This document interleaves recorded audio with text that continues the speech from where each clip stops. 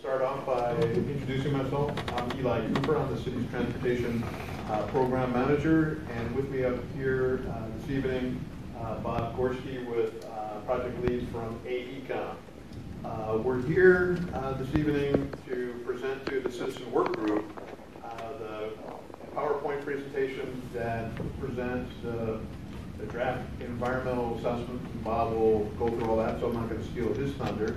I would like to, at this point, thank those of you who are on the work group for your patience and perseverance. I remember when we had the first meeting, we asked for folks to commit to tracking this project, and we anticipated about a 1.5 or 2 year project. It's been substantially longer than that. As a matter of fact, it's been over a year since our last public meeting, and we hope that by presenting this presentation, it will re-energize your interest in the subject matter. We're providing the detail, obviously, or I should say it's obvious to me, the EA document itself has been on the city's website since mid last month, including a technical appendices. The document is also in hard copy available at the city clerk's office and downtown library, the reference section. So there are copies available. There are also several copies of, not the appendices, but the draft EA. My understanding the one that's here is black and white. The one at the clerk's office and at the library are full color, as is the PDF that's posted on the city's website. You'll hear me enough when we have Q&A later, so I'm going to keep my overview and introduction short. But we do have a city council member in the room. I'd like to welcome Councilmember Gonzell. And with that, I'll turn it over to Mr. Gorski. Thanks, Eli. Thanks everybody for coming this evening. We had a leadership advisory group meeting this morning, and then we have a public meeting tomorrow. So quickly, our agenda is to provide this group an update of what has happened since you last saw us in September of 2016. Walk through the draft environmental assessment. That environmental assessment includes a preferred alternative. Talk about what happens after this comment period that ends on November 2nd, and then take any questions. So the purpose of this meeting is the environmental assessment's been released. It's been out there for a couple of weeks. It's just to walk through it together and just give you some background. Again, just some of the next steps. So update. What have we been doing since we last met in September of 2016? I think the focus was on alternatives. I mean, we started out at a high level with a number of alternatives, and we widowed them down. And the direction that we received from the FRA was there wasn't one single alternative that we could advance through the environmental assessment. That there were a couple that they wanted evaluated. So that was really what we've been working on since September of 2016. So where we're at now, we have a signed, approved document from the FRA. We've started this 45-day period. Now we're soliciting comments. Once this comment period is done, what would typically happen is there's a finding of no significance. It's called a FONSI. As part of that, there's likely a de minimis letter that would be part of it as part of the mitigation. And I'll get into that. So I'll just walk through some of the alternatives that are being considered or not considered in the environmental assessment. So certainly with any environmental NEPA document, you always consider a no-build. And so this is just the existing site today. There's the station there. There's the parking, and then the dash just shows who owns what, just the right-of-way out there. Some of the advantages of and we did this for each one, is just went through advantages and disadvantages. One, it's current location. There's no cost with just staying there. There's a feeling that there is some economic benefit to Lower Town It's pedestrian friendly. There's no impact to parks. There's no impact to any historic resources. Disadvantages is it doesn't work for the current use today, for that inner city passenger rail, for the 3 round trips, the 6 trains, let alone an expanded service. And then the possibility of commuter rail someday coming too. It's not going to work. And you're really limited what you can do there. Roadways adjacent to it are congested. There's issues with the existing station. So I don't think anybody disagrees with some of the existing issues with the station. Now there were a couple of build alternatives back in September of last year that were maybe still kind of on the table, but they were eliminated and were not processed through the environmental document. There were these 2, which are called build alternative 1A and 1B. So what are those? Those were an alternative that was on North Main Street, and that was being considered because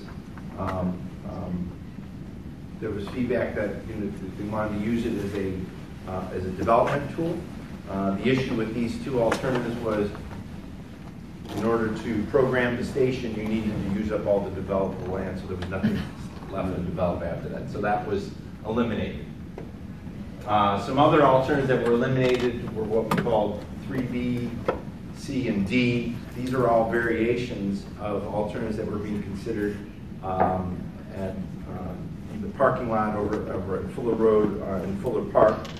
These were dropped because we were trying to limit our footprint as much as possible. These were larger, and so we didn't want to consider them anymore.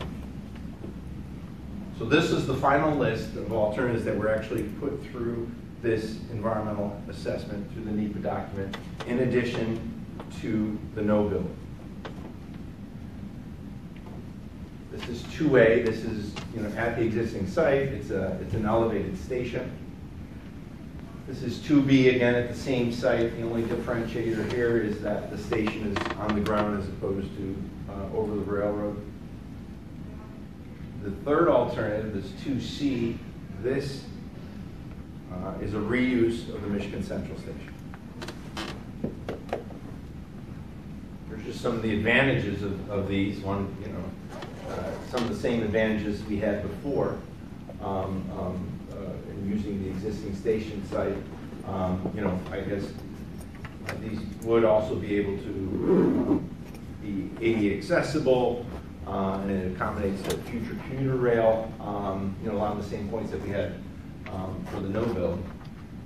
But there's also a lot of disadvantages along with these. There's property that needs to be acquired from at least 2, and then in the case of 2C, from 3 different entities. There's this potential loss of city revenue. I mean, that really comes from alternative 2C, where you'd be displacing the existing Gandy Dander restaurant. It's in the floodplain. It's in the floodway. There would be temporary impacts to some of the recreational features. That's the border trail, or what we call the Huron River Trail. That's related to the need to widen the Broadway bridges. And so while you're doing that, you would temporarily impact these trails. The university isn't running any buses there today. AAATA does service the station, but it's, I'll say, limited. Roadway network. Broadway we would need to widen, add some turn lanes, and we can do that. But the issue becomes Depot Street itself. Depot doesn't function today, let alone if we were to propose a station here.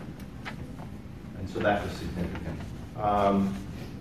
One of the properties we'd have to acquire is from DTE, widely known that it's contaminated. These alternatives also cost the most. So this was build alternative 3A over on Fuller Road. The advantages: we don't have to acquire property. There's no impacts to the floodways, flood plains. There's no hazardous materials. We're not going to lose any taxable property. We're not impacting any historic resources. The current roadway network with the planned improvements can accommodate the traffic that would be generated here. And it's currently served by transit today, both from HHCA and the university significantly. Areas of development, this one had the smallest. I mean, I think for any of these developments, we're trying to make things as small as possible, limit our impacts. This particular alternative had the smallest footprint, which translates into the least increase in impervious areas, paved surfaces, which affect stormwater, drainage, those sorts of things, cost the least. Again, all these met existing or would meet existing and future demands. They're all ADA accessible. It's located in an area that would generate a lot of traffic from the university, and of course would accommodate commuter rail. Disadvantages: there is an impact to the park. Additionally, there's parking where users of the park have access to that parking lot in off-peak hours, I guess. And so during the construction of the station, you would displace and we would have to relocate that parking during construction. Once it's complete, park users would continue to have access to parking there for parking. And then there's a perception, we talked a little bit about it this morning, that it's not close enough to downtown. So going through those pros and cons of each, we've decided with FRA, the state, and the city that this build alternative 3A is our preferred alternative for a lot of the reasons that I went through. The access, transportation, you don't have to buy any property. It's close to an employer that would generate a lot of traffic. Aside from the park, there are not any other environmental challenges. And it just takes the parking lot that's there today, repurposes it as an intermodal center. So there is this park impact. What are we going to do to mitigate that? At least through the design, we're limiting the size of the improvement to the parking lot as much as possible. And because of that, we anticipate getting a 4F de minimis determination from the FRA. And what that means is that this impact does not, it's not significant enough to impact the entire park. It's a smaller portion. The station itself is completely contained within the state right-of-way.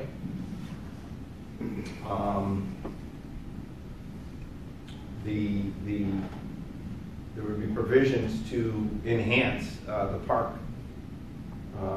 that remain there through design, with enhancing the pedestrian, bicycle, and other, environmental features there.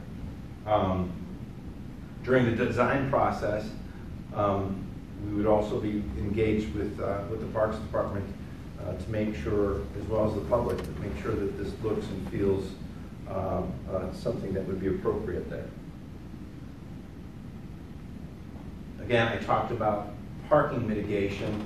We're going to displace approximately 150 spaces that park users have access to. So during construction, we would need to find a place for them to go just during construction, and then again, when construction is complete, they would have access to it. So there would be a mitigation plan that would be part of the final design process. The goal is to be as environmentally friendly as possible. I think that's kind of a pillar of a lot of things done here in the city. And so what can we do in terms of renewable energy, and then also on the stormwater green infrastructure side too. So again, Public comment is going for 45 days. The comment period ends on the 2nd. All those comments, we can receive them here or email them or send them to Eli. There's his email address and a mail address if you'd like to do that. So next steps, what happens after the 2nd? We'll take those comments and respond to the comments that we receive, and they will be part of the FONSI. The FONSI will be the decision document. Once that FONSI is, and I guess as part of the FONSI, the FRA is interested in advancing some design before they issue that FONSI. And so we'll start to do this, what they call preliminary engineering, with some potential meetings late this year as that advances. That's it. That's the end of the presentation. Happy to take questions and comments now.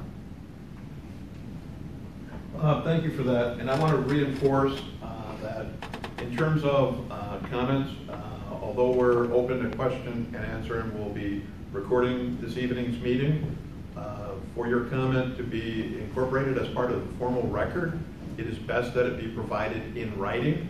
This way, the copy of your materials can be included in the publication of comments received and will be incorporated into any response that's prepared in terms of updated or revised reports.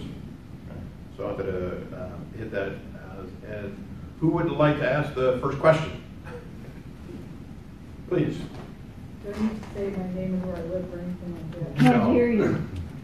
Just speak. I'll Again. speak up. Hi, Thank you. Abby. Hi. How many car trips per day in and out of the proposed final structure, however it may be? Because you said depot's too clogged up. All these, I mean, I can just see, I read at the end of the thing, there's 2,000 possible at its maximum parking spaces, which is a lot of trips per day on that road, which is not congested now, but. Appreciate the question, and I'm going to answer the question at a high level, giving Bob a chance. I don't know if you need a page through or if you have this committed. But the traffic study that's part of the EA talks about the peak hour driveway volume. I looked through that, and it's like 700 pages long. The answer is that's correct. We try to be comprehensive and provide full information. There's been a number of challenges with transparency, and so part of the process is to allow for the public to see inside the kitchen, not just the recipe book, but all the ingredients. And but the point with regard to the relationship of traffic generated by the site, it's a lower number during the peak periods when the roadways are congested, then, and it's directly related to those patrons who would either be boarding or disembarking from a train that would be coming during those peak periods. That's what is used for the engineering analysis, and we looked at the morning and the afternoon peak periods or evening peak periods. The size of the parking structure is larger because, similar to an airport, the characteristics of long-distance train travel aren't the same as commuter, where people would come in the morning, so you'd have however many parking spaces, you'd have vehicles arriving, they would spend the day there, and then the PM train comes, brings the commuters back. Those vehicles would all be leaving during the peak period. The parking patterns at long-distance train station, you might arrive on a Sunday and stay at your destination, let's say Chicago, till Wednesday. So you would perhaps not ever be a peak period trip, but that based on statistical analysis, what Bob will share with you is what we anticipate the peak traffic demands generated from the facility are. But I wanted to make sure that it was clear that the number may not appear to be directly related to the size of the facility, but that's because of the characteristics of travel demand from this type of a parking structure. So is that parking structure going to be limited to people that are getting on and off trains or the bicycles or the trolleys? So it's like just some regular person couldn't come there and park before the hospital and then leave. That would be an issue for operations and management, and I could say that that is the intent. It's being sized accordingly. The difference is that there is, as Bob mentioned, in the mitigation, set aside of 150 spaces that would be available for parks users. That's consistent with the current use of the existing surface parking lot. So there is a bona fide park use of the current lot, and that we would accommodate that. So those would be general public parking spaces, but the rest of the parking capacity has been designed to meet rail passenger needs. Now, one of the needs for so much parking in Ann Arbor has to do with, it was mentioned in the report that 90% of Ann Arbor round trip passengers, those are Ann Arbor on or offs, and are on a round trip. Anyway, 90% of those begin and end their round trips in Ann Arbor. Thus the need for parking in Ann Arbor. Or so a high percentage of people, for example, go to Chicago from here. So when they go to Chicago, they don't have a car. And so they don't need a car parking place there. But people leaving Ann Arbor, most of them do need a place to park their car. And so therefore, there's a higher percentage of people that need parking places in Ann Arbor than do in Chicago, for example. Thank you. Please. How many park user spaces are going to be reserved in Design 2A and B? The request has been 0, therefore there are 0 park user parking spaces in the program for the Depot Street facility. So it's only, so the parking structure will actually be made larger to accommodate park users on the Fuller Park site? Correct. And how many university parkers will be there?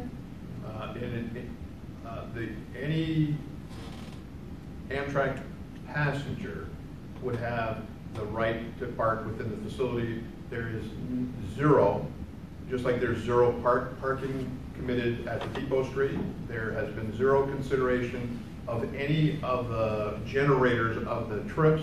The parking demand has been forecast based on rail passenger volumes. And yeah, there may be some U of M students who come from Chicago, use the train to go back, and they might have a vehicle that they leave in the parking structure. So I can tell you is that there is a number of parking spaces that are designed to accommodate rail passenger use from wherever those rail trips would originate. But there are 0 spaces that have been outlined or identified as for the use of the University of Michigan at this time. But so the reason I'm asking is, of course, you know that the university has a lease for the parking lot Correct. right now. So where are those displaced drivers going to go? And how is the lease going to be managed with the university? So boy, back when I started this in about 8 or 9 years ago, there was a provision in the lease that said that if a train station were to be programmed here, that those spaces would no longer be available. As we went through time, that lease arrangement has been modified, and it's now a year-to-year lease.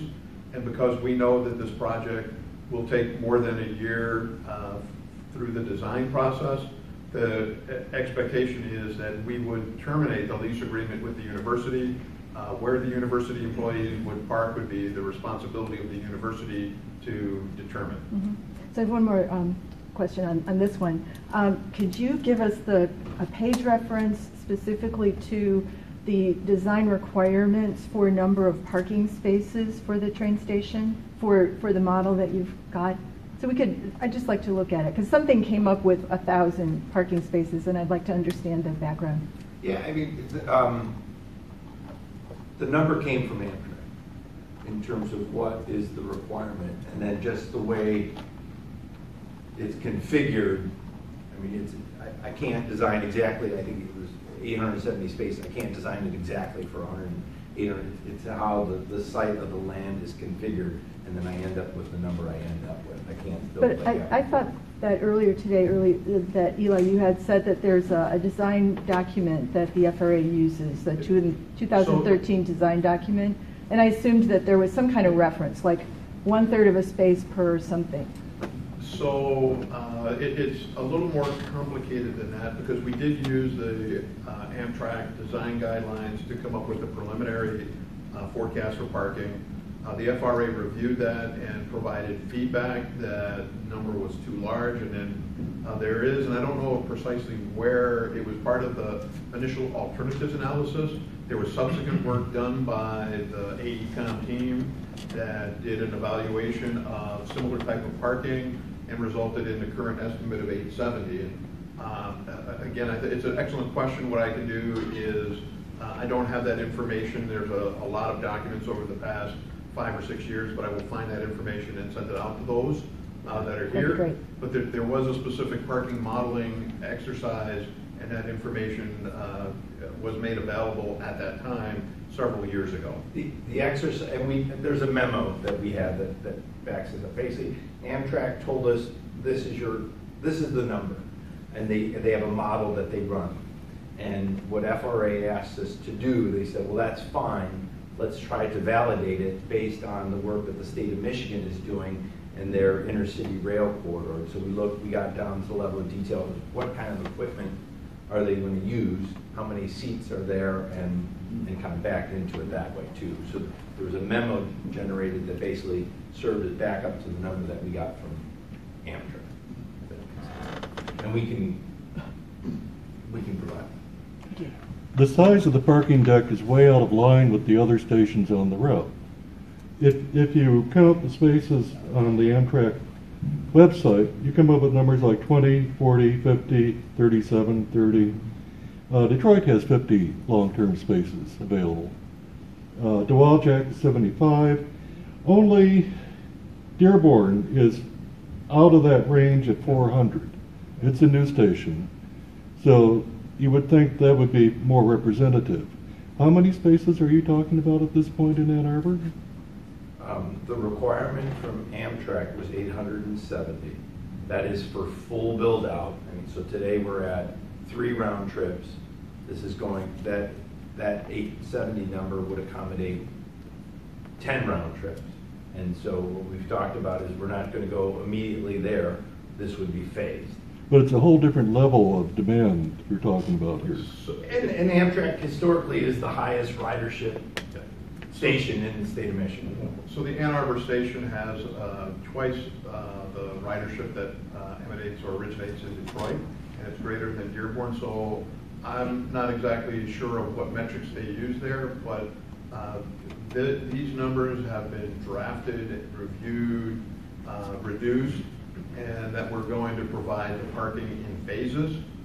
Depending on what the design of the actual structure is will help us identify through the preliminary engineering process what the first phase will be, but it will be my understanding from some preliminary work that was done several months ago, that'll be slightly greater than half of the total need would need to be provided in order to allow for the ramps to be constructed in the first phase, because you do need to have the ramps to get to the upper levels in a certain design.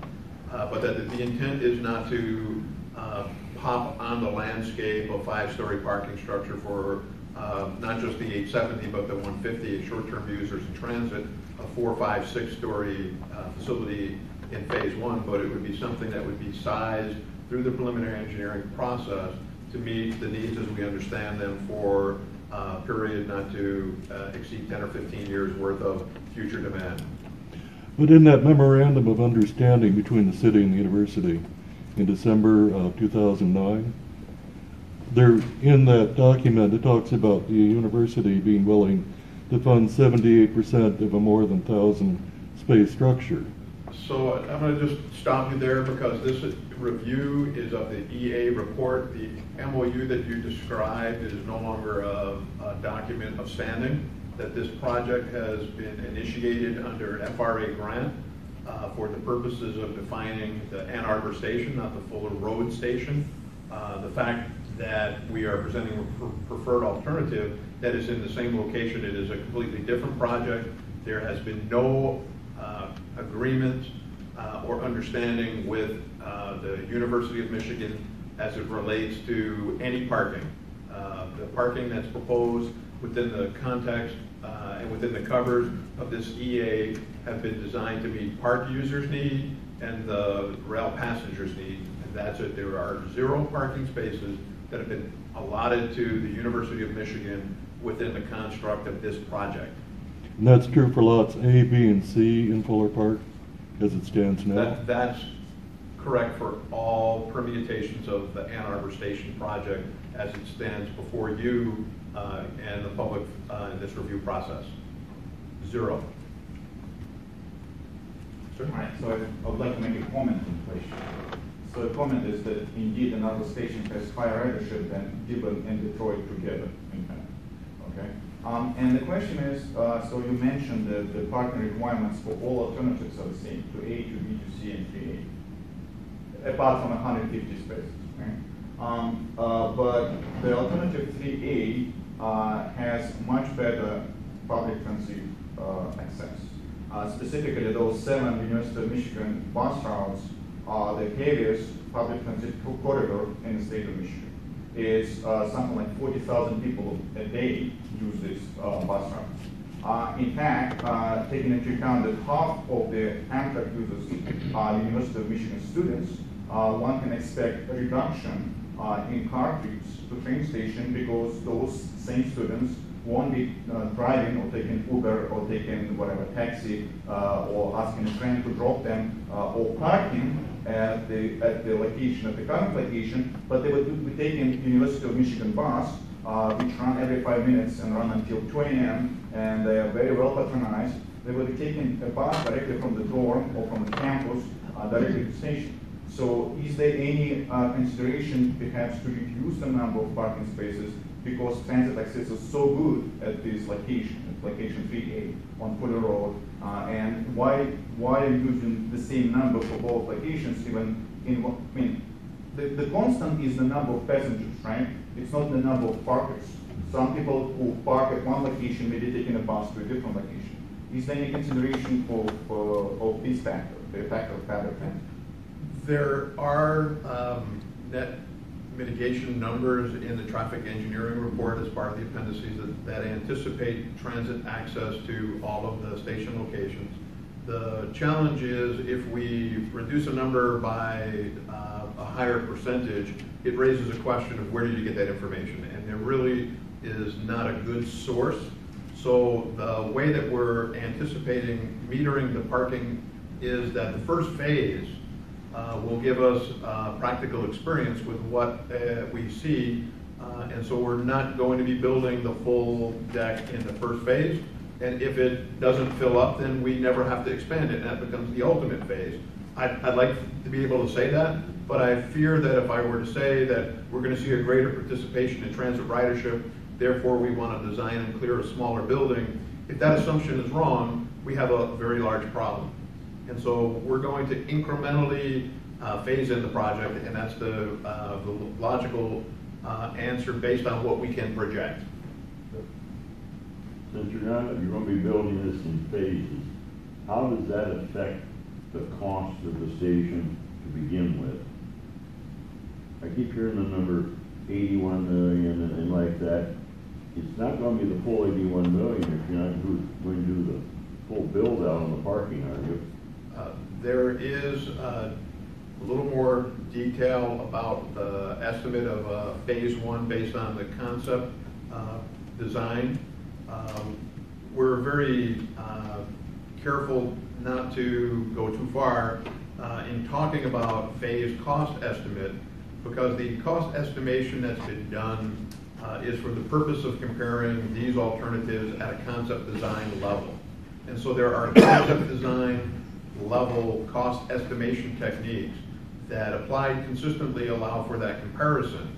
When we get into preliminary engineering, we then begin to lay out what the topography of the land does to the foundation, what the materials of the foundation, how many square feet of various materials and earth need to be moved. And then we have a bottom-up cost estimate that is much more based on the real cost of the project. So orders of magnitude, I could say there's some $30 million or so, less than 80 million that would be avoided because we would, at a concept level, not provide the entirety of the parking structure. The reason that I'm qualifying is because in a conceptual cost estimation, the variation is plus or minus 50%. So the number could be off by an order of magnitude, and so how imprecise do I need to be? I think it's fair to say that there will be tens of millions of dollars of costs that would not be experienced in the first phase that will be what's necessary to build out the subsequent phases. Is that helpful? It's helpful. Thank you. An operational question regarding the Fuller site, even though you may not want to answer operational questions regarding the parking. Since it's a high demand parking area for the university, to discourage university hospital employees from parking there would suggest a high charge for parking there. But for long-term train user parking, typically you probably have lower rates for long-term parking. So does that create an operational conflict in how to manage parking there? It creates an operational opportunity. I can use an example, although it's not, apples to apples. So in the state of Michigan, I think it's actually on MSU campus, there was an Amtrak station that was recently constructed alongside of university parking. And the question was, how are we going to preserve or reserve this parking for Amtrak riders? And what they did is they put a fee for the daily use of that parking lot greater than the parking fee for students on campus. And so it's not an attractive alternative. That type of pricing mechanism or control mechanism would be determined at some later date when we get into operational detail, but that it's clear that there will need to be operation and management mechanisms used to assure that this parking is available for its intended use. There are a couple of different schemes that are used in different places. You mentioned in East Lansing where they charge, I think it's $10 a day. Although they say they haven't seen a drop off in usage. The train passengers were willing, they drive, were willing to pay them. In Sturtevant, Wisconsin, near Racine, on the Chicago-Milwaukee route, they charge $5 to drive in. And you can stay there a week. But it's so that it doesn't hurt the long-term parkers for train use, but it doesn't get it too high. So there are ways of doing that. Presently, the station, there's 38 short-term spaces, 70 long-term, which actually are higher than that because there are people that park on the grass or on the long-term lot. So you have something. If you add in people parking on the street nearby, especially on weekends when the parking isn't as limited as weekdays. And so you've got somewhere around 150 to 200 people parking presently. So having 485 is not that outlandish, considering the increase in frequency that will happen by 2025, the increase in speeds, the improvement in reliability, which could lead to additional business travelers who presently now fly. They say, well, the train trip isn't that long and it's reliable, at least as reliable as airplanes, so you get an increase there. So that number is not that far out of this world. Just before I take the next question, and I believe there was a comment back, I would like to, as is customary, we had another council member, so I'd like to welcome Council Member Eaton to the meeting this evening. Thank you for coming. Doug? Okay, maybe this is for Bob. I'm wondering if within your scope, when you analyze the FRA report, two things. One, when they stated that there were greater intermodal possibilities at Fuller Street because there are 2 city bus lines and 7 university bus lines. I'm wondering if you took into account how few of those students, which represent at least 95%, maybe 100% of most of those blue buses, actually want to stop at an Amtrak station during their daily commute from North Campus to Central Campus? And how many would actually be annoyed by an additional stop as they rush between classes? And secondly, we're not just, as you know, talking about rail transit. We're talking about a rail hub, which is traditionally the center of lots of urban activity. And I'm just wondering, FRA did not take that into account. Did you? Were you asked to take that into account, the bigger issues of being a hub with lots of mixed-use collateral uses around it? I mean, I think our challenge was, to integrate all the different modes in a central location, and it's challenging and difficult to do at the existing spot. I mean, in terms of the U of M buses, I mean, they're going past here today, as opposed to at the other location or not. And so, we talked to the university about that. I don't think they had a preference for one location or the other, but they certainly recognize that they have all their transit traffic going past the existing site today. So you dealt with transportation issues alone. You didn't deal with collateral development issues. Let me... Or maybe you can answer that. Let me just describe that in the National Environmental Policy Act, NEPA process, there are 20 criterion, including the impact on existing developed areas, including impacts on anticipated economic development. So those parameters were evaluated within the EA. They're available in the report. What the report summarized is that Ann Arbor, predominantly around the core area, which includes the campus areas of the downtown, is primarily and predominantly already developed. And the greatest net effect of this decision will be on existing developed areas.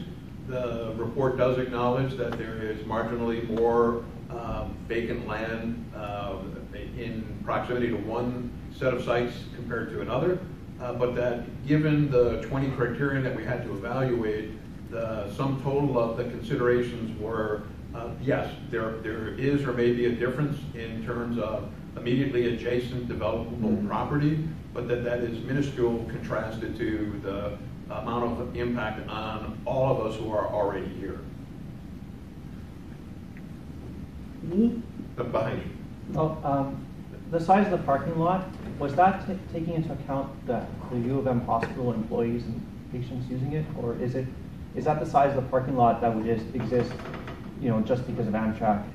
You know what I'm trying to get at here? And that's the second time this question has come up this evening, and the answer is 0 is the number for U of M employees, unless they are a rail passenger, that they're somehow using their vehicle to get to a train, that this parking has been designed to meet the needs of Amtrak. It was more me checking something out, because I was just at the U of M presentation on the parking lot, so I just want to see if your stories lined up, and they did. I have no idea. Since I've had no communication with them on that. Well, your story lined up, but the one complaint, one complaint is that right now there's a meeting about the West parking structure at U of M Kellogg Center. That is taking place right now, and there's a room there full of people who are also interested in this.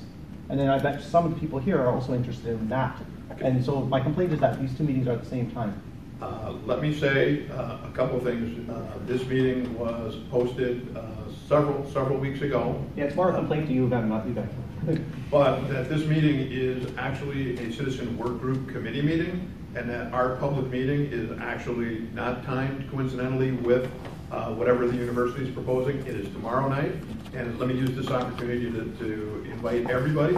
Although today we're in council chambers, tomorrow 6:30 p.m. the meeting is in the jury assembly room on the 4th floor in the Justice Complex, diagonally across the front plaza. And now the question was actually intended to go to Rita, please. Thanks. Then you might be. Back to the parking at the current depot. Did Amtrak take into account the use of the long-term lot right now in making its estimate? And then I've got a follow-up question. It's based on the projected ridership that was developed by the state of Michigan for the Chicago to Detroit. Okay, so it's just on ridership. Based on okay. that, from going from 3 round trips to 10. Okay. In the report and per observation, the current parking at the current depot is indicated as 50% used by people who do not ride the train. They're parking there because it's free and it's not monitored. And that's a big issue, actually, in terms of making an estimate for long-term parking, I believe. And I just wondered how you accommodate that, and what it means for parking in the new station. Will people who parked for free historically now be charged? The operational characteristics of the project are yet to be defined. My gut tells me that if they're charging in East Lansing in order to dissuade use, that might be a strategy that we will have to seriously consider here in Ann Arbor. There are other mechanisms, but again, at this point, the primary purpose of this process is the environmental review of a variety of site alternatives to come up with environmental clearance document. In the EA, it would be considered a finding of no significant impact, and that the operations and the detailed engineering remain work ahead of us. So this is a preliminary phase that gets us to a location where we can begin to do some hard, heavy lifting on some great detail, not just what the actual concept blocks look like, but what the facilities look like, what they're going to cost, and how we're going to begin to operate, maintain, and pay for them. Also are parts of the preliminary engineering phases that are not responsibilities, as we're in the very early stages of the federal planning process for a project of this nature. Mm-hmm. So just one last follow-up on that, if I may. Now I've probably lost it. Dang. Okay, go ahead. It'll come back. Effie, Heather. Yeah, going back to a previous question about an urban railroad and in an area that might be a hub, might be developed and so forth. I consider the present station is more or less in a hub, but when you talk about development land, it's not the park. Now, there's a DTE site it's just, they're eager to develop. They keep talking about how they want to develop. And then there's a lower town site, which is just across the bridge. And I had a third one, but I can't remember. Anyway, the little bit of development land that's left in the city happens to be right down in the old part of town, on Broadway and so forth. So for me, a train station should be where activities are, where people are, where business is, and I would say that the Fuller site has none of those things. Thank you for that comment. I'll take one there, and then I'll come over here to you, Clark, please. The criteria you used to come up with your understanding of de minimis impact on Fuller Park seems to be, the main thing is, well, we're only using, the 1.8 acres of the existing parking lot, except that actually it's going to be 4.7 acres, as you say in the report, by the time you add in all the roads and stuff. And then there's a bit in the report in looking at the impact on the north side of Fuller that kind of says, well, the noise levels will be a little higher, but they're still within, the criteria, and the pollution might be a little higher, and the traffic might be a little higher, but, not too bad. And the view shed, well, yeah, you'll be looking at a parking structure, but that'll just kind of blend in because the hospital's just uphill. And did you do anything that says, okay, if we put all these little bits together, cumulative, is that an impact? And it seems to me that might be something that's missing in that consideration. I'm going to let Bob talk about the cumulative impact reviewed as a part of an NEPA process, but I want to come back to the statement you made with regard to the de minimis. De minimis is a legal term, yeah, and that it is defined in the Section 4F rules. And I don't have verbatim the language, but the issue is not anything other than that the use of the parcel, in this instance, the parking lot, does not have a negative effect on the recreational lands or resources. Okay, and so that's a determination that is made based on review of what the conceptual design illustrates. It's been reviewed by the FRA staff, and what they have said is that it appears to us that this is eligible for a de minimis finding. We will need correspondence from the owner of the park unit, and as I said this morning, that is the city of Ann Arbor, and that we will be going forward, assuming that there are no substantial changes that occur as a result of the public review of the EA document. We'll be bringing an item forward to the city council for its consideration to authorize staff to execute the request for de minimis finding for this location. So there are, if you will, steps, including the authorization by the owner of the park unit, that would put us as a community in agreement that in the sum total, it is not a negative effect on the recreational lands or resource. Well, actually, I think the reference is it does not have an adverse impact on, I think it's the activities and the attributes, and there's one other characteristic. And that can include not just a direct impact, but constructive use in the sense that it interferes. So And there's again, a little more I can leeway go over there there. and get the specific language and read it to the group. I don't believe that that is productive. I think that what was important for all of us as we got into the NEPA process was how was the federal agency responsible for administering the Section 4F rules going to determine, was the FRA going to say this is not a good site for the reason that it's parkland. And what we have found after several years of engagement, interaction, and review, that the FRA has authorized the release of this document with their concurrence that this site would be eligible for a de minimis determination in the Section 4F, and the nature of the existing designation for the land would not stop federally funded rail transportation project from moving forward. Now I'll turn back to Bob to Okay, talk but about cumulative that's a impact. decision that's made by the local group after a public hearing. Right? So there's a process. there's a process, and there's a local decision that's involved in that.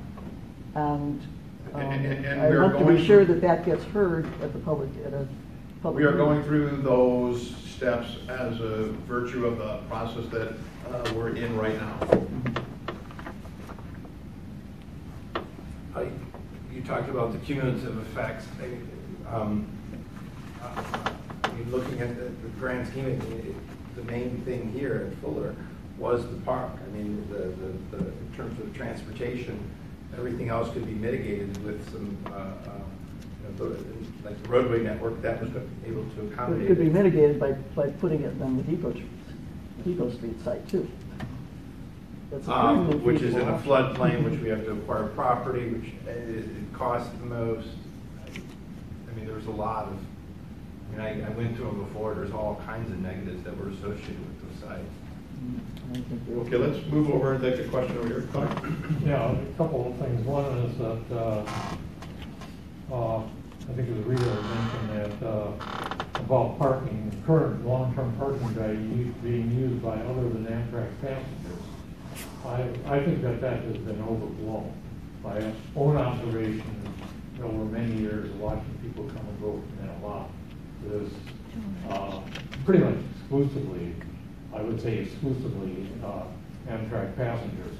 If you look at the timing, Friday nights, Saturday mornings, when early 7:30 Saturday morning, that lot is usually full. Mm-hmm. And that's not being used by people using the Ann Arbor Cascades at that hour. And so I would think that maybe it's a factor at certain times, maybe during the week and afternoon, people see spaces there, park there on a Wednesday or something. But it fills up Friday night, Saturday morning. In fact, it's filling up more on Thursdays now as the peak is spreading out. And the other thing, the development sites, the DTE site is right next to it. It's true. Now, we don't know the full ramifications of the building problems that they may have with floodplain, floodways, contamination. So that's kind of something difficult to determine at this site. The other development where Kroger was, the Lower Town or whatever that's called now, that distance to either depot site is the same. It depends which corner of the property, which south corner you measure from the southwest or southeast corner to the nearest depot site. So that doesn't have as much impact. Plus, there's more bus traffic, for example, there between the station and that site than there is between that site and the existing station. Can I take Larry and then we'll come back? Both, from the standpoint of bicycle and pedestrian movements, I think both sites have conflicts there, and there's a fair amount of bicycle and pedestrian traffic on both along the paths on Fuller and along on the Broadway Bridge. Did you do counts of the bicycle and pedestrian movements on those two corridors, on Broadway and Fuller? As part of our traffic counts, Yeah. I believe, yeah, we captured that. Do you remember how they compared? No, off the top of my head. It'd be interesting to know. There's a lot on both corridors. One consideration here is, you may know, Washington Bicycle and Walking Coalition has proposed a campus bikeway, which could significantly increase the bike and pedestrian traffic between Fuller and the proposed station here. And I wondered how that would be mitigated. Whether that bikeway is built or not, but there's still the issue of how to deal with the conflicts with the driveways there. Any comment on that? On increased traffic? The from conflicts proposed- between vehicles and bikes and pedestrians at the driveways here along the pathway there. I don't think it would operate any differently than it does today in terms of, I guess through the design process, could consider some sort of treatment to ensure the safety at the crossings. But I mean, we haven't gotten that level of detail here.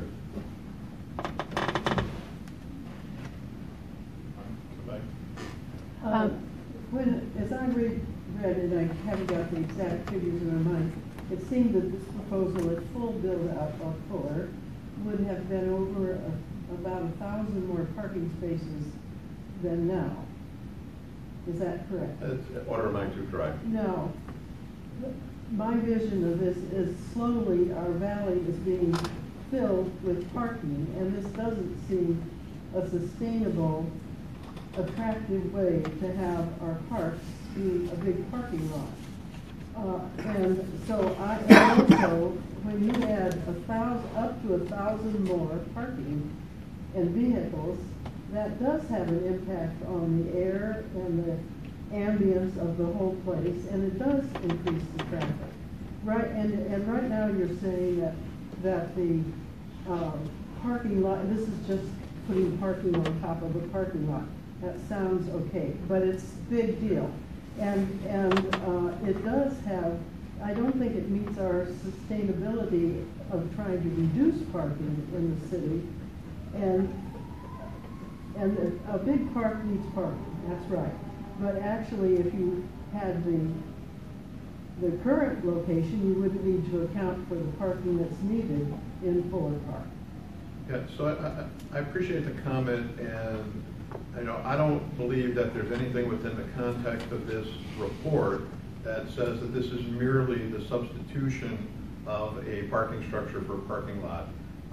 We have provided in great detail the implications, and we've heard it, amount of traffic, amount of noise.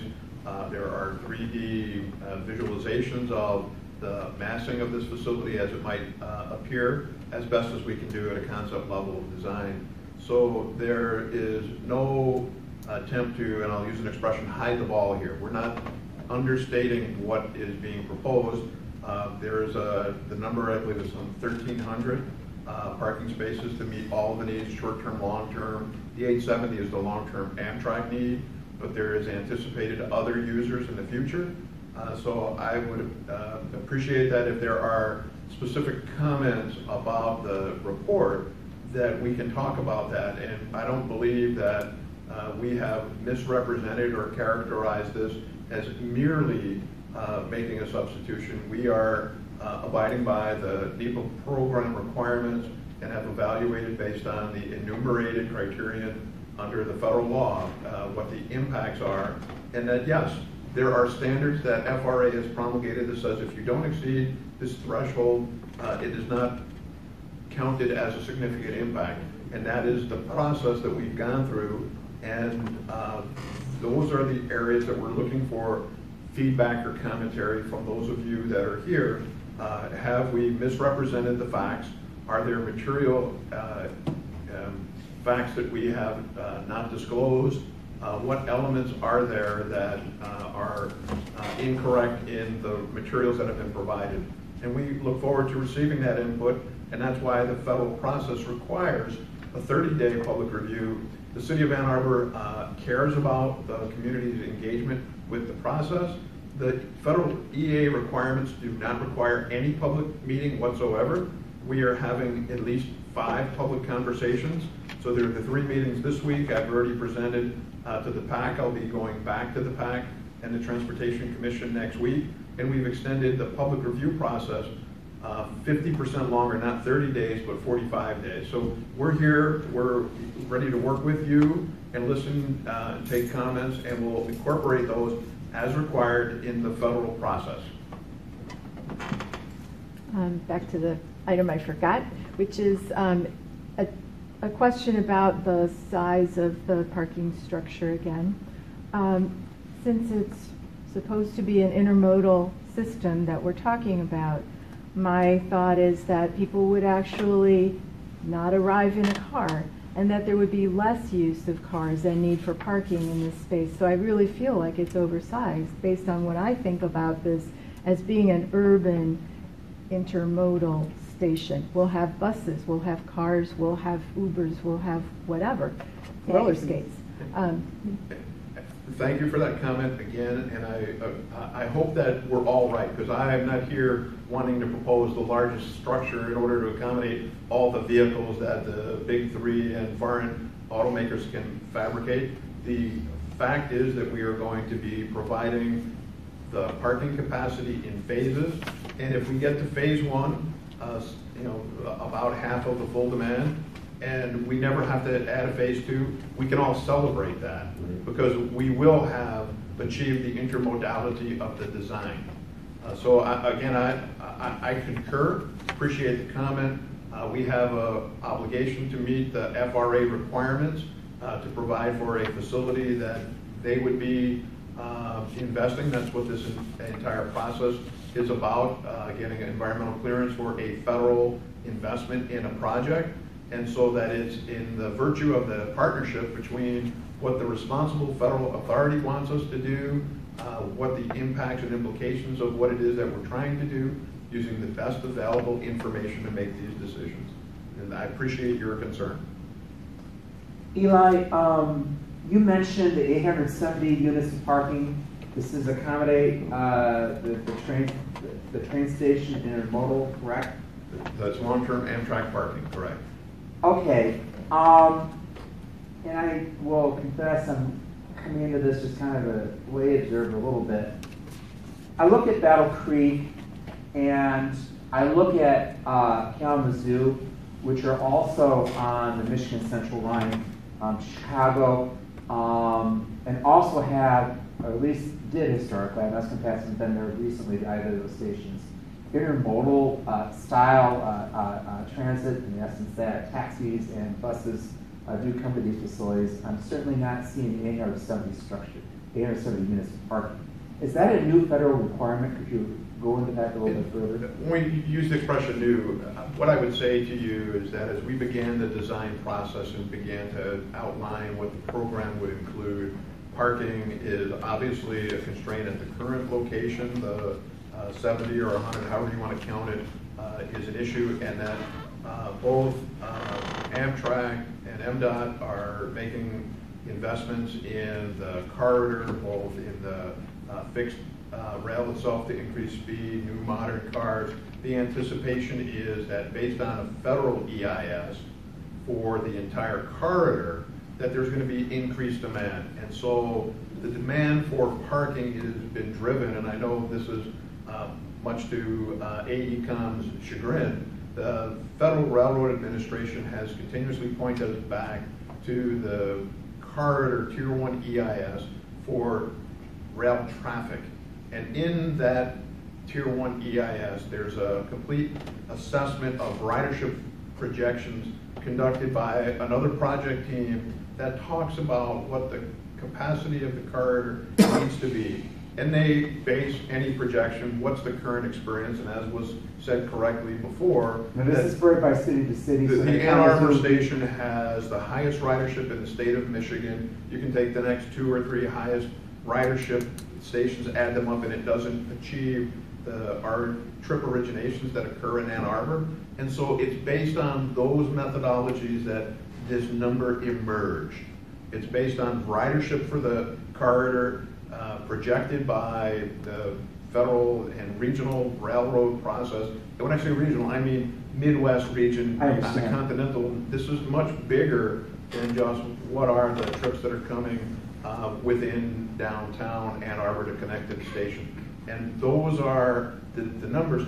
The only, and I mean this in a sincere sense, the only opportunity we have to advance a federally funded project that doesn't achieve that full number is to phase it in, and we're projecting to do it that way because as the city's transportation program manager, I'm not wanting to build an enormous structure. The idea is to build what we need in order to make it work. And so the opportunity for us to demonstrate in Ann Arbor that we don't need this parking, keep in mind that we are responding to our own parks department that is asking for 150 spaces.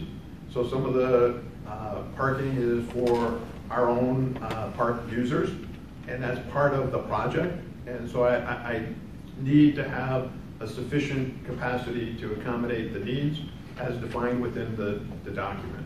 So let me follow up then further then. You're saying that the Parks Department is requiring 150 new spaces. Does that mean then that concurrent with that parking will be no longer leased by the university on the north side of Fuller Road? I cannot comment. There's been no discussion within this project about parking that is not directly associated with this structure. The Parks Advisory Commission, in my conversations with them, are interested in what I would describe as a hold harmless or revenue neutral effect on the park's budget, because the parking leases that are entered between the city and the university for all of these parking areas does accrue to the park's budget, is my understanding.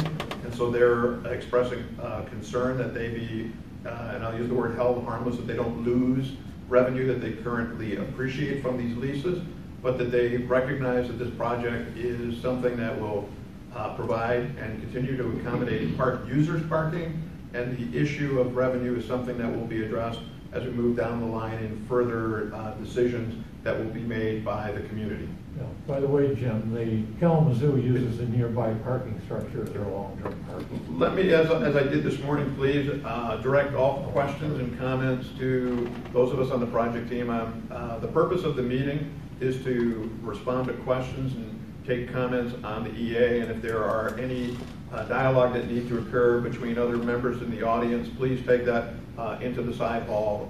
We're here to facilitate a meeting on the subject. In the back. Yeah, Eli, and whoever else can answer this. I mean, obviously parking's a concern. In some ways I'm more concerned, not about park cars, but about the Ubers, the taxis, the transit vans, the kiss and ride, spousal pickups, and friend pickups, and so on, the endless vehicles that will be meeting up to 20 trains a day, not to mention commuter line as well. Isn't that a bigger count, in fact, than people who will actually park there? What I can tell you, as I've said before, is that there is current analysis that provides a basis for a number, and now the Midwest region Tier 1 EIS was produced, I think about 2 or 3 years, well, it was updated about a year and a half ago. And the proliferation of future technology cannot be reflected in an assessment that's based on current information, because this is emerging technology. The I'm not talking about autonomous vehicles. I'm talking about regular Ubers, regular taxis, regular trains. And what I'm describing Uber is, it may be something that's very, what's the word I want? It's part of our daily conversation here in Ann Arbor, but it's not even available north of Midland as a transportation service. So when you're looking at these regional traffic flows, I'm here to say that there are things that are changing in society that are not contemplated within the body of this report. We have the best available information. If you believe that that's a matter that you would like for the project team to take into consideration, please put that comment in writing and submit it to us, and we will address it with the FRA in terms of whether they're willing to reconsider the parking capacity of a proposed investment. Forgetting Uber, taxis, vans, personal vehicles, dropping off, picking up at least 20 times a day with the ultimate Amtrak schedule. Isn't that going to have a huge impact on traffic? There's a short-term parking area that's anticipated. I mean pick-up, drop-off, not short-term parking. Well, the expression in the industry is kiss and ride. That's right. There is an area designated in the project for all 4 of the locations for that type of trip making. So the fact is that yes, both Amtrak and FRA, as well as the local team, is aware that there is a percentage of trips that will not require parking, and that the folks who did the Tier 1 EIS are also familiar, much more so than perhaps we are here, because they're dealing with an entire rail system, and so they have taken into account the various means and modes of access and egress, and they factor that into what it is. And quite frankly, when we started this, the first number that we presented at the first citizen work group meeting was 2,000. We've now pared that back to 870. Dramatic reduction. We could have, should the FRA had said, this is all okie dokie, and not ask us to go back and double check some assumptions, we might have gotten federal authorization for a much larger facility. At this point, we've got it narrowed down to, I think it's what, 1,300, including potential future commuter traffic, short-term parking, long-term parking, and drop-off area. And those numbers are all in the report. Roughly what percentage are the drop-off, kiss and ride taxis versus parkers? Do you have any memory of that or idea? Well, it's 870s long-term. I think that the number for short-term is about 50. 50? That's 2.5 people per train doing kiss and ride. That doesn't sound right. 50 over the day? If they're 50 spaces, and they would be used short-term so that right. 50 spaces. You would wait there for the train. And how many, so 50 times 20 is another 1,000 cars a day, if it's filled up for each train, not to mention commuters. So it's a huge amount of traffic that's passing through, picking up. The traffic driveway volumes are assessed in a traffic engineering approach, and that includes all trips, and the trips are originating based on the anticipated ridership. So we keep, and again, these are areas that I want to be clear that the metrics that are used to support the project are all in the report and in the appendices. The issue, there are 2 separate issues. One is, what is the driveway volume and traffic impact for the 180 or so passengers, and how many are going to come and utilize short-term parking, as opposed to those who might come in, park, leave, and return some several days later. And so the size of the parking, long-term parking, is not directly related to every single train. The short-term parking is based on the knowledge and experience of the railroad officials as to accommodating a percentage of the riders that would be expected on each train, and it's a sufficient basis in order to provide accommodations for that. Is it going to be a 100% match? I think we'll find that out after we build it, but that it's not over-designed, but designed to meet what the expectations are. Which sound like more vehicles than parked vehicles, more doing the drop-off pickup than actually There's no question that for each train that arrives, there are going to be transportation implications walking, bicycling, transit trips, and they are going to be at a number that's going to be substantially smaller than the long-term parking, because the long-term parking facility is accommodating trips that would come to, in today's experience, 1 of 3 round trips, in the future as many as 10 round trips, and there's no limitation for how long that your trip might be. So we have to have a reservoir of available parking to accommodate users in order to qualify for the federal investments. On Medical Center Drive, can someone drive along there, stop car, let the person out, and keep on going? Like a kiss and ride or whatever, I don't know what it's called. So, and the answer to that question, when you look at this conceptual drawing, is that there is in fact a bridge that would connect to Medical Center Drive. So you could drop them off. The answer to the question is, if the project is delivered in this schematic, yes. Okay. I would like to make a comment on the previous question as to whether university buses will start stopping at the facility. Well, right now there is a stop right here. You can even see the bus over here. There are 5 bus routes stopping here right now, at this time, at this moment. So there's nothing university need to do to actually accommodate public transit users. They can just walk into the station. I have a request for some different kind of information that maybe you can tell me where it is in the appendix. But I would love to see the analysis of the ratings that compare the 2 locations that got you to giving the 2 characteristics that these are pros and cons. I would like to see that, how you assessed each of the sites and compared them on the various elements. Okay, I mean, yeah, it's all in the It's in the environmental appendix? assessment right now. Okay, because I remember, It so goes through this. each criteria by each site. And did you use numeric ratings, or how did you come to say one site has a pro on, I can't even think of one of the elements you were talking about, and one a con? So I want to be clear in understanding what you're asking for. So there were the alternatives analysis report where the site that performed the best was given a number, and the sites that were equal were given a similar number or corresponding integer, so it wasn't the best. Right, so I'm wondering if something like that exists for this level of report. The materials that are described in the document that are the tables, and we heard comment earlier about, well, there you showed an effect, but then you dismissed it because it was not consequential.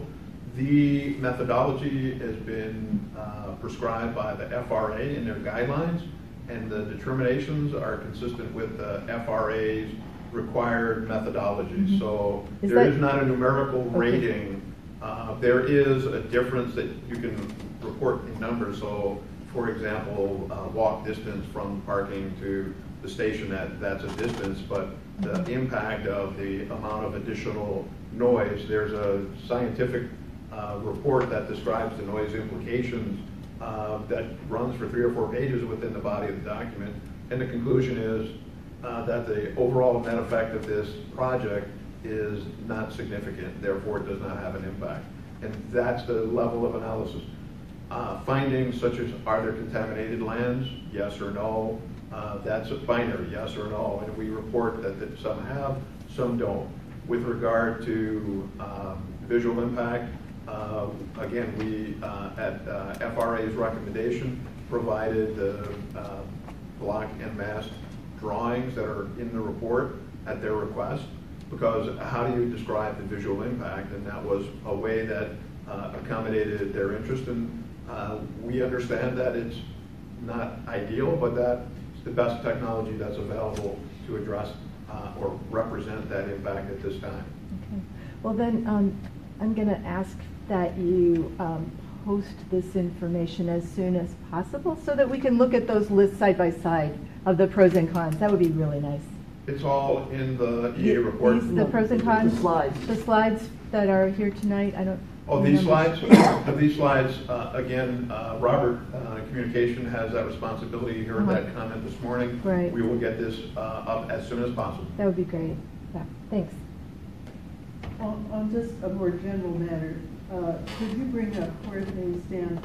I see big improvements by what, Amtrak and put money into buying track and making improvements in it. And where are things standing now? How much double track is there, and have they started around here?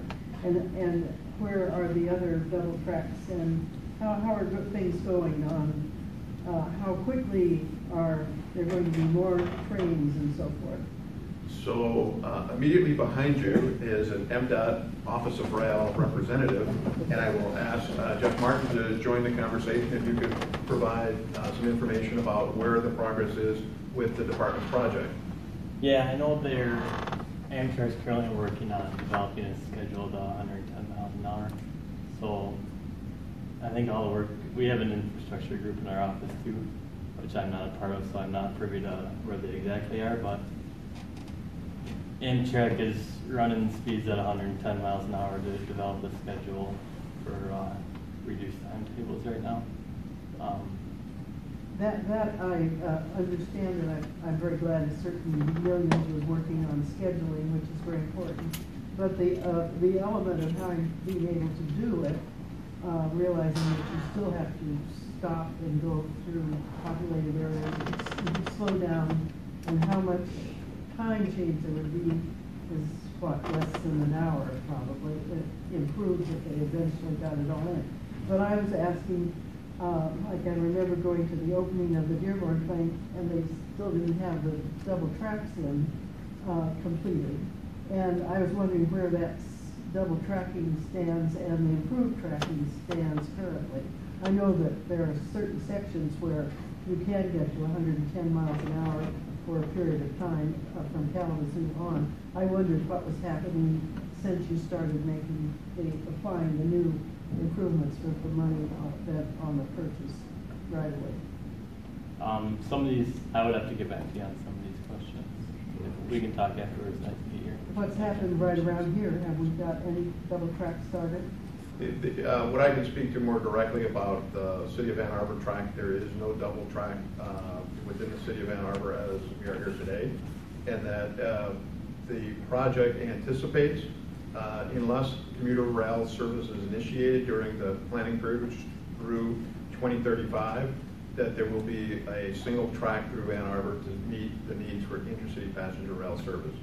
That the higher level environmental work that's being done by the Midwest Regional Rail Group has determined that up to 20 round-trip Amtrak, 20 Amtrak trains, 10 round trips, could successfully serve the City of Ann Arbor with Ann Arbor being a single-track territory. And that is the direction that is in this report, and it's also described in the phasing. I see folks shaking their head. I'm here to tell you that, over the past year and a half, while we've been going back and forth, these are matters that have changed this way and that way, and that the final conclusion from FRA, their direction to this report, is that this will have a design for a double track territory, but that the requirement for double track will originate from a commuter rail initiative, not because of the track demands for higher speed intercity passenger rail, period. Wasn't double tracking added between Dearborn and just east of Ypsilanti? Yes. Again, there are different, what's the word I want to say, demands, and different users of different segments. What I mean by that is shippers and freight traffic, and so that there are reasons that at the corridor level, investments are being made outside of Ann Arbor. The last that I heard, and again, my job isn't to do the state or Midwest regional planning, is that FRA, in consultation with the environmental work for the corridor, is very comfortable right now in determining that the track in Ann Arbor will remain single unless and until the commuter operation would be initiated, period. Okay, speaking about the commuter, like in 2008, you came before various city bodies and said that SEMCOG was going to run 3 trips a day starting in October of 2010 in order to establish ridership to be able to apply for federal assistance in building commuter rail. I started out a long time ago, it sounded great to have more commuter rail. now I don't hear, are we gonna have 10 round trips with Amtrak? Do we still need commuter rail? But is there any sign of any, this is not a winning thing, commuter rail? There's no private support for this.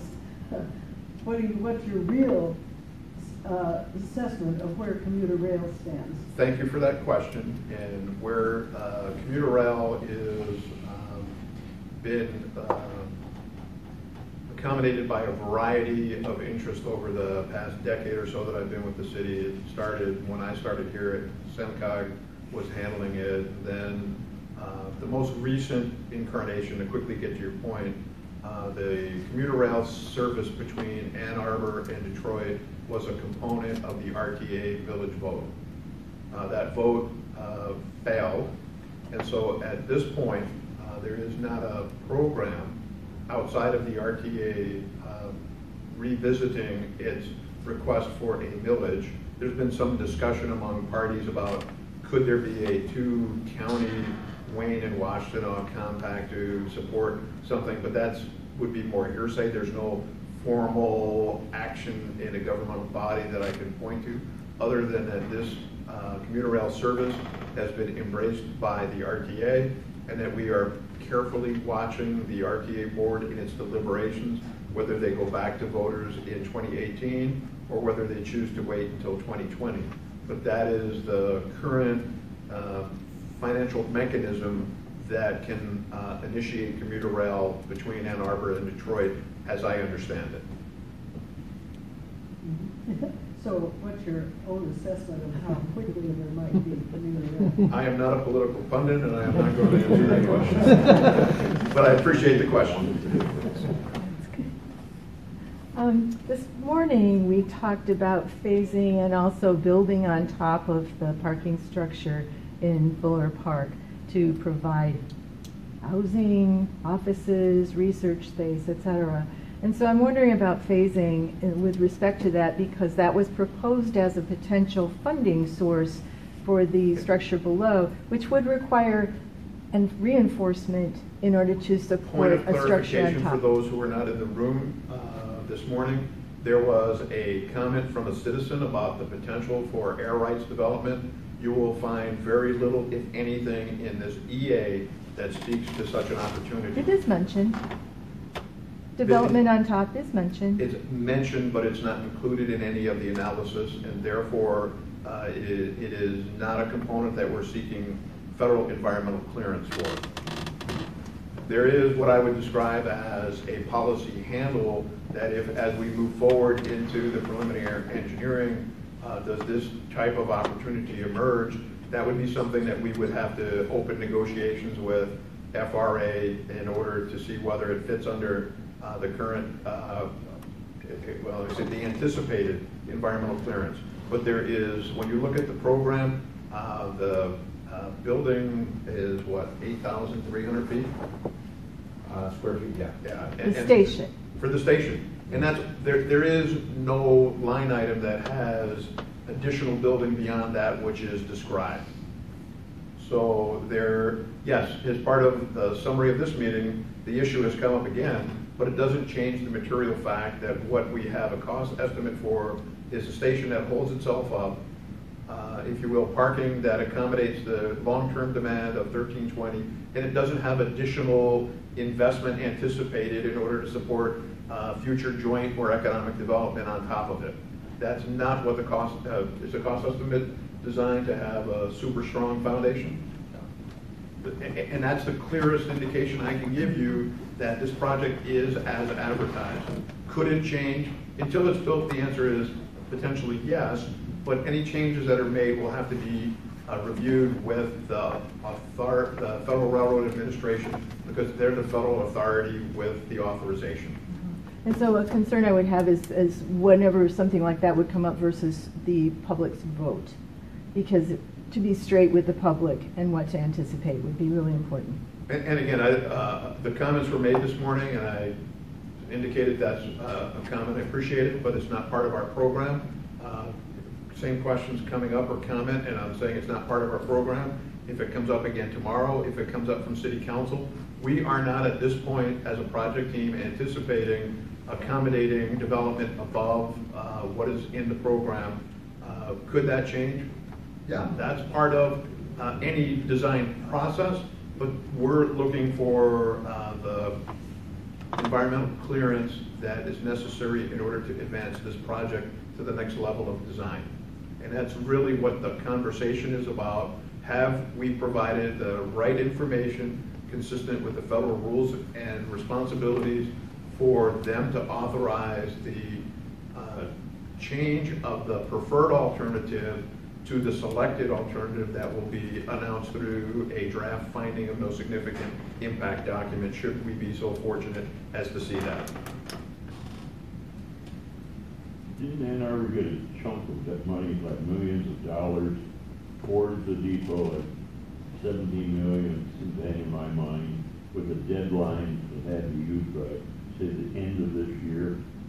Is that money gone, or is it in a bank somewhere? No, there was a federal high-speed intercity passenger rail grant award for total grant $3.5 million, of which 2.8 was federal. That has been sunset. It was part of the, and that's funding the work that is before you. The work that we're doing is still a party of the work that was funded out of that federal grant. And that was a grant for, and I want to be clear, the NEPA, this is the National Environmental Policy Act review. So it funds this work and it funds the preliminary engineering work. We have initiated preliminary engineering. It was suspended, I believe it was on June 1st, and that the preliminary engineering will be picked up again once we have the acknowledgement that we have a preferred location that is migrating towards selected. I can't tell you precisely when we're going to get that, so I don't know when that team is going to receive a let's get the band back together letter, but they did receive a letter that indicated to them pencils down on date certain, and there has been no work done on that phase of the project since that moment in time. What company does the engineering? The engineering firm is Newman Smith, and they have a variety of subcontractors on that project team. And some engineering work has been done by Yes. this, and is that listed in your? No, it's not at where this is that point. available? It is not available as draft work. That's very preliminary. But you did some preliminary work on both sites? All four build alternative sites have been advanced equally through the preliminary engineering, which is why the city stopped the team from doing we knew that the federal funding had a time fuse on it, and the FRA was insisting that we spend a lot of money studying things. We knew we were going to build a building, and they were, well, since they're all reasonable, you don't have a preferred or selected one, start working on all of them. And so we did. We finally conceded the point and began to use the federal funds to advance preliminary engineering. But when it became clear that we were running out of time and we wanted to reserve the resources we have so we can complete a preliminary engineering package for a site, we stopped the team from working. But those are available? No, they are not. They are draft documents that, quite frankly, they're almost meaningless. They're very preliminary sketches. Did they go through council? No. These are similar to, and I know there's been a lot of discussion with materials that were redacted in FOIA. We've got FOIA allows for certain materials to be, or actually requires materials when ready. And there are provisions within the document that says if something is an emerging draft document that is not fully complete, and if it's work amongst and between public officials, that there are certain provisions that say if it's not right, don't release it. But we will not advance any work on this project without having a full public vetting.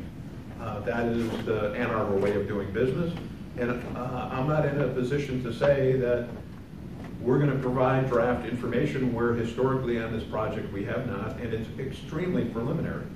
There's about a month and a half of data that's been collected. I guess I was interested in what the contracts were for, what they said, what was Contracts specified. are all public record documents. And so they're on the public record. Those documents were And presented to City Council, authorized us to enter those. The All scope right. of services are defined there Okay. in great detail.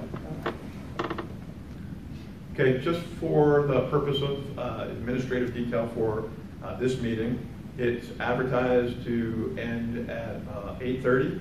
It was also advertised as a public meeting, and typically with public meetings, we allow for public comments up to 3 minutes.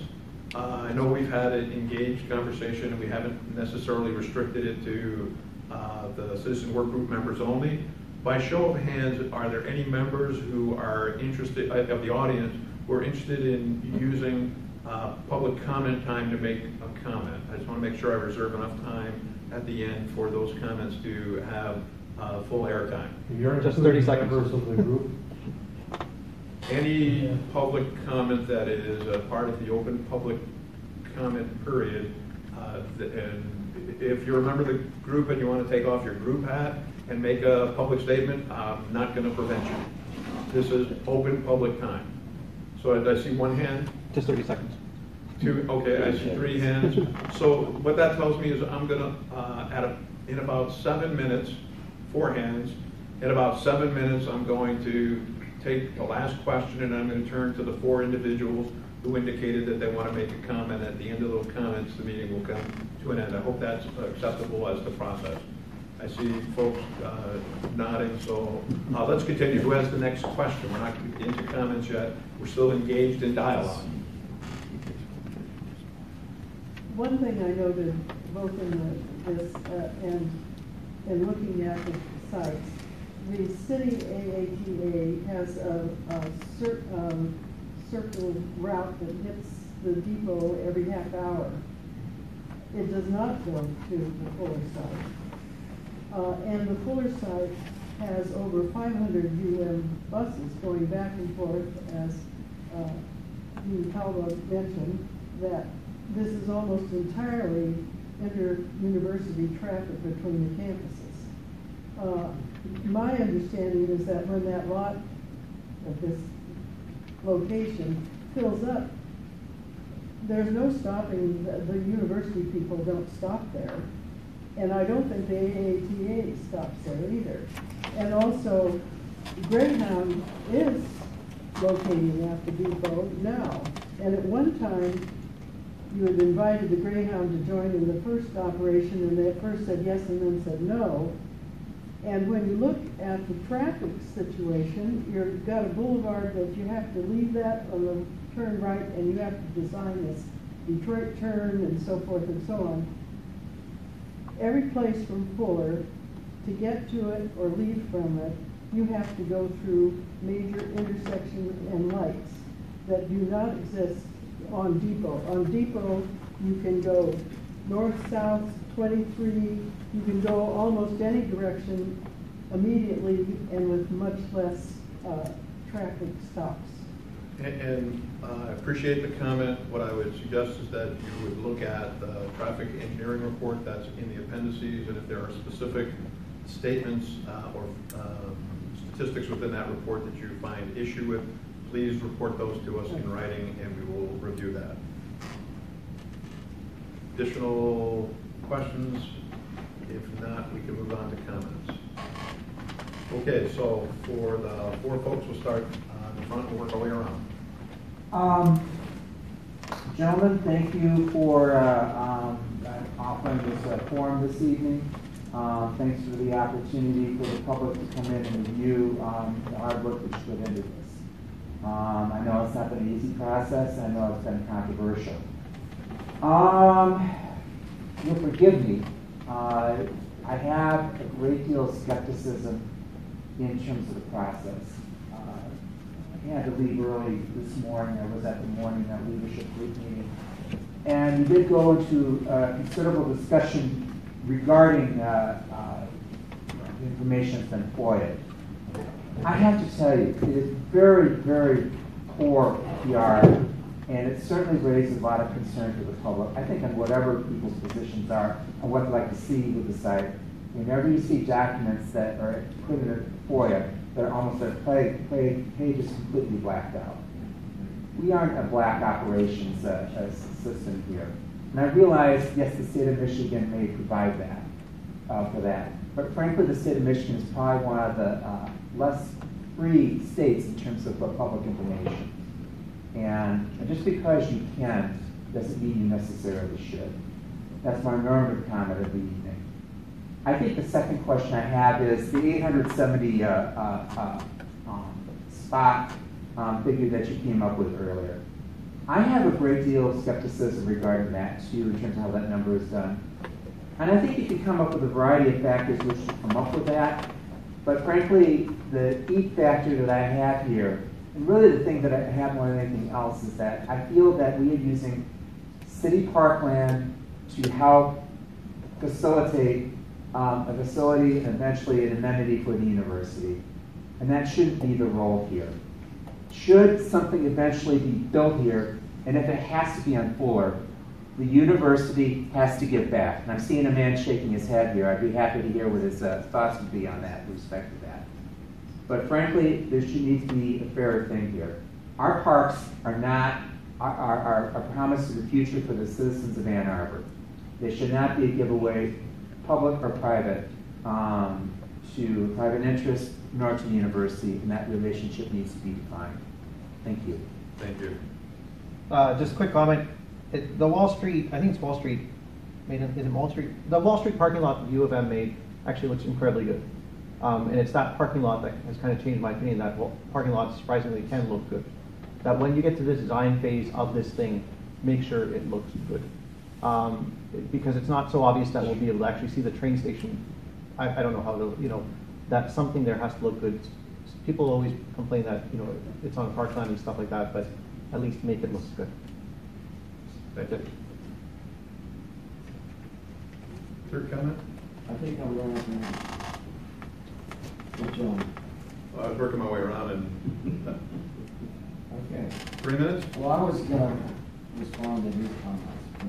I appreciate that. We have 3 minutes, and okay. Keep record All right. with what's accepted. Okay, I apologize to those who heard this morning. I'm going to say it again because Jack and others are here tonight. Can't hear you. As an architect and urban designer and planner who did 2 design studios at a graduate level, looking at these sites, particularly Depot Street, including 2 large models that sat outside for a long time, I have some comments. The Fuller Street site, hemmed in as it is by parkland and the hospitals, foregoes the opportunity for a genuine urban railroad hub, busing like all goods train stations with all sorts of collateral mixed uses and activity. Depot Street site could be surrounded with existing and, more importantly, new development on large, open, and well-located sites within the DTE area, including outside the floodplain.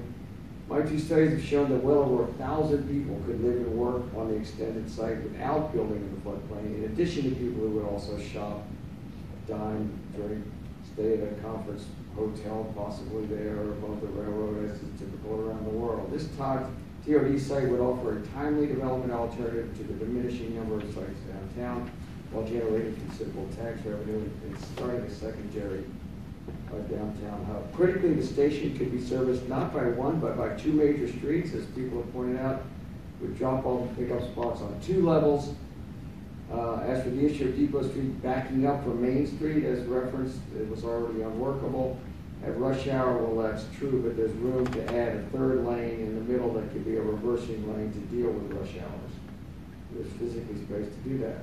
More than enough, in fact. The Fuller Road site is located on what is the single long strand, or umbilical cord that connects the larger historic center of Ann Arbor across the river valley to the newer 1/3 of northeast Ann Arbor. It's a road, not a street, that immediately brings to mind whether it's truly suitable for an urban hub. It's not well connected with the Ann Arbor grid or network of streets. It's a long strand. It's a busy thoroughfare with heavy congestion multiple times per day and a serious bottleneck. The main lane, which backs up all the way apparently from Plymouth during certain times per day. I shudder to think about how congested it would be with up to 20 daily Amtrak trains plus commuter trains and all those parked cars we've discussed. Which would be doing, as someone said, on Michigan left, coming out of the station, et cetera, et cetera. not to mention the van, cyclists, pedestrians, and so on. Even if your numbers are twice as high as they turn out to be in reality, it's still an extremely congested situation. Having planned projects with traffic circles on several continents, I fail to see how one of them can mitigate such heavy traffic. There's not enough space for a grade separated intersection on Fuller. Travel lanes just won't work there because 3-lane roundabouts don't work. And it's already a bottleneck, as you all know. I don't know how the ambulances get through during rush hour. So you could have as many, not 4 lanes, you could have as many as 7 lanes servicing Depot, no lights nearby. Someone else pointed out there's a lot more capacity if you consider also the additional sidewalks and bike lanes. So I think we're headed for a nightmare if and when Amtrak ramps up their service. Amtrak and MDOT. As for the many U of M Medical Center employees, patients, and visitors, they could take a short rail shuttle from Depot to Fuller. Commuter trains could stop at both sites with a covered platform at Fuller. It's also true that many people work and visit the medical complex daily, but it's not clear that Amtrak will accommodate their commutation budgets and schedules. Commuter rail is more likely to be used, whereas week-long commuters to and from Chicago and points west could live and work in or near the Depot TOD. Last year, the connector materializing could stop at both sites. Depot Street is closer to downtown, with connectivity to all the, you name it, downtown institutions, stores, destinations. I'm just wondering if it's all about budget. If so, for a very long-term decision with a half century or more repercussions, whether a $10 to $15 million capital cost should be the determining factor. This is an Ann Arbor-wide decision.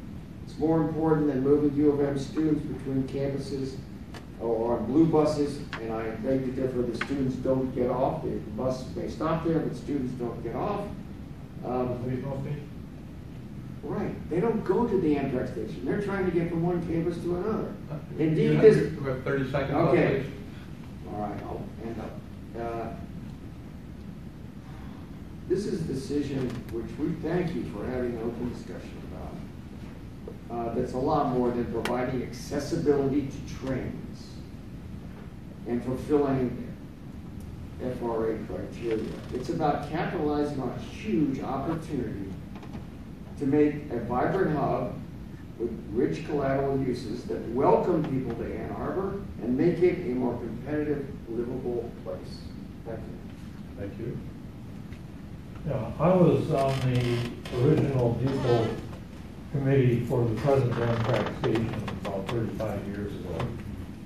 And there were a number of things we thought would happen that haven't happened.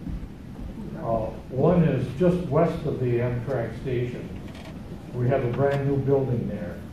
The city's intention at that time was to have that be parked for the station. So that didn't happen. Also, we thought that the DTE site and the Mishcon site at that time, and the Detroit Edison site across the river at the other end of the bridge would be vacated, become available for station parking.